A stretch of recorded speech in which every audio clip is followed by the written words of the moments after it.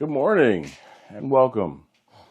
So today I'm going to be trimming this, let's say tiny brisket, but I'm going to try to be careful and only trim what I absolutely have to. Trimming brisket becomes a little bit of an art form, but this is a 7.5 pound brisket, which I found at the restaurant depot, and it's going to serve my purpose. I have a small order for 3 pounds of brisket. A guy I used to work with, he reached out like, hey man, I've been fiending for some brisket for a little bit. Can you hook me up? I said, all right, well, the minimum is 3 pounds. He said, all right, let me know when it's done. No problem. So today I'm going to be cooking this little baby brisket for a homie of mine, and you guys are going to be watching me get it trimmed. Hey yo, this is Dash.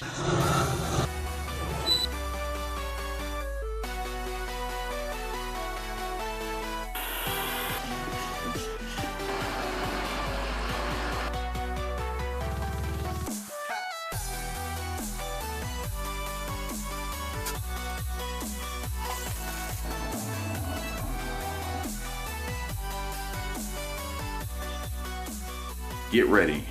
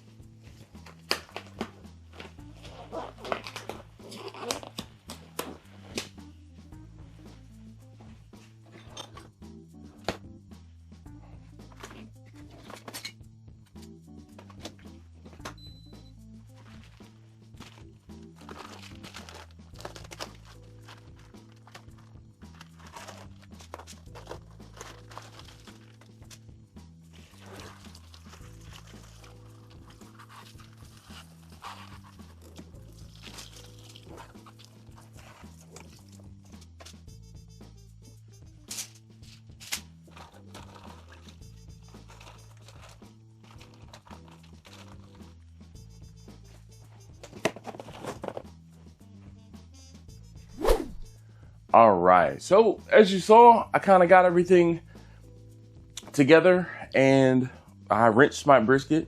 Yes, I rinsed my briskets. Well, why you pouring me? I'm right.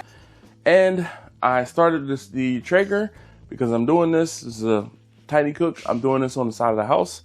I know I'm doing it on a Traeger. Shut up and cook. But I have another cook that I have to do. I don't know, actually. I have another cook this weekend coming up that you guys will probably see in another week or so. You can do it! That I will be using the Lone Star Grill's cabinet pellet. So if you're here for those videos, come on back. But you can stay and watch this one. You sure about that? You sure about that?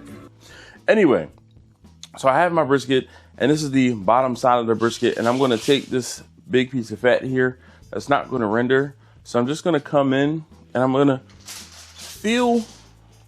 pull it up. And this, because it's such a small brisket, it's not very much that I'm going to probably need to trim out of this. But I'm going to try to be careful and only trim what I absolutely have to. Trimming brisket becomes a little bit of an art form, but you'll get to the point where you just know. It's unfortunate. I can't say this is exactly how you do it. You just come in and take little pieces off until you remove all of the fat and you start to see pieces of the muscle. And there's a little bit more fat, like a little bit of a fat line running through here. So I'm gonna come in and trim this out because it's not going to render.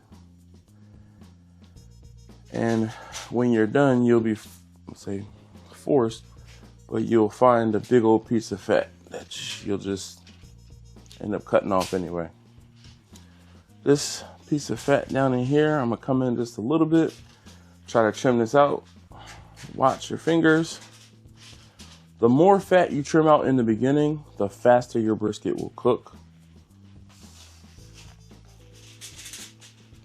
And trust me, I know fat is flavor, but when time is money, I'll choose the brisket cooking a little faster over that little bit of flavor.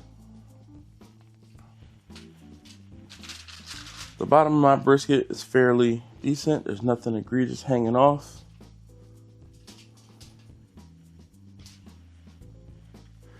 I'm going to be pulling out anything loose.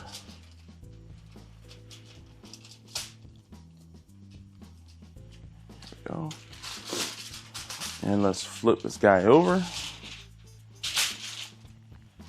Now there's a pretty decent piece of fat here. I'm going to come in and cut rather aggressively this out. Watch your fingers. The way I'm holding my knife is I'm holding it down at an angle. So if I slip, I'm going to slip down into the meat. If you hold your knife up and you slip, you could come up towards your hand. So I'm going to hold this down.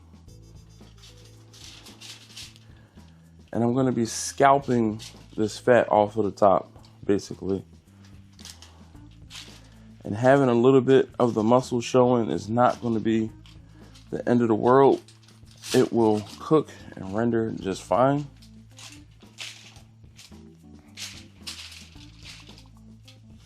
I'll come back in here and cut a little bit more aggressively. Again, the reason I cut my briskets aggressively and trim the fat off of my briskets is so that they cook faster. This piece of fat right here is more than what I would like. So I'm gonna come in and just even this up.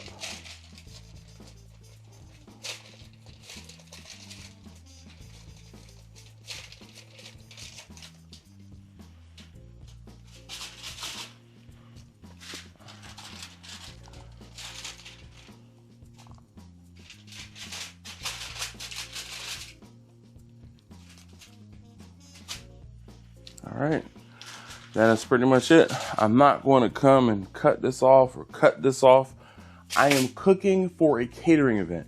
I am not cooking for a competition. If I were cooking for a competition and I needed this brisket to look pretty, then I would probably cut some more off of this.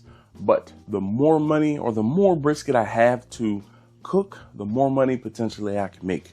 So I am not going to do anything else to this brisket right now other than season it. I'm going to come in, actually just take a look on this side. Because this brisket is so small, there's just there's a decent piece of fat running along here. Like, you'll see some people cut this off. Why? It'll be fine. This thin piece, that might end up being the piece that I eat just to test the brisket. But I'm going to leave this alone. I'm going to leave this as it is. At this point, I'm going to just chuck this fat, try to decide if I want to try to render it. I'm really not today. I don't feel like it, but I'm going to chuck this fat and I'm going to get my brisket seasoned.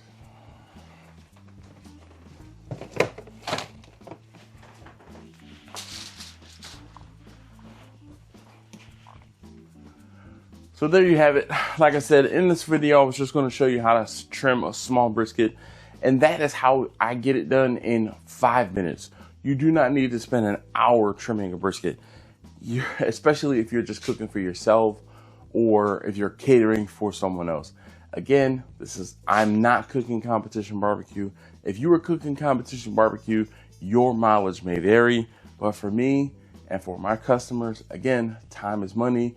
The least or the lower the amount of time I spend trimming briskets and manipulating a brisket, the more money technically I make. So like I said, your mileage may vary on how you choose to do yours, but this is how I do mine.